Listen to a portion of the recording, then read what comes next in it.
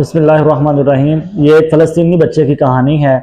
وہ بچہ جو خون آلود پٹیوں میں ہاسپٹل میں زیر علاج ہے، اور اس کے پاس مقامی رپورٹر آتا ہے اور اسے سوال کرتا ہے کہ آپ کیسے ہو؟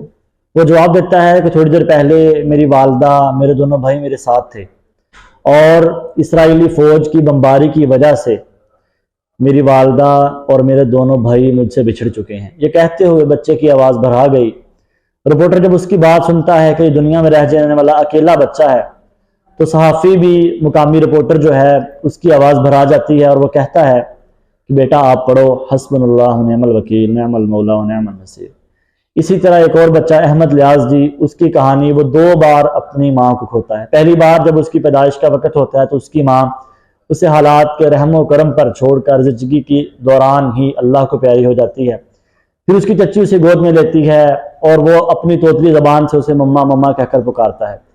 وہ بتاتا ہے کہ جب غزہ پر اسرائیلی فوج نے بمباری شروع کی تو اس دوران ان کے قبیلے کے سارے افراد اور وہ اس کی مما جس نے اسے پالا تھا، وہ بھی اللہ کو پیاری ہو جاتی ہے۔ اور وہ کہتا ہے کہ میرے ذہن پر آج بھی ان بارود کے پھٹنے کی آواز، جہازوں کی گرج اور ٹینکوں کے چلنے کی آواز میرے ذہن میں خوف کی مانند بیٹھی ہوئی ہے۔ یہ وہ لوگ ہیں جنہوں نے مسلسل ظلم سہا، لاشیں اٹھائیں، خون بہا، اور آج اس وقت آپ دیکھ رہے ہیں کہ وہ لوگ اپنے حق کے لیے کھڑے ہیں، اپنے حق کے لیے لڑ رہے ہیں۔ وہ لوگ جنہوں نے ان کی زندگیاں اجاڑی، گھر برباد کیے، فلسطین کو لہو لہو کیا، آج وہ ان سے انتقام لے رہے ہیں۔ بہت سے لوگ اس وقت انسانیت کا راگ الاپ رہے ہیں، ہیومینٹی کی باتیں کر رہے ہیں۔ وہ لوگ تب کہاں تھے جب کشمیر میں لہو بہہ رہا تھا، جب فلسطین میں مسلمانوں کا لہو بہہ رہا تھا؟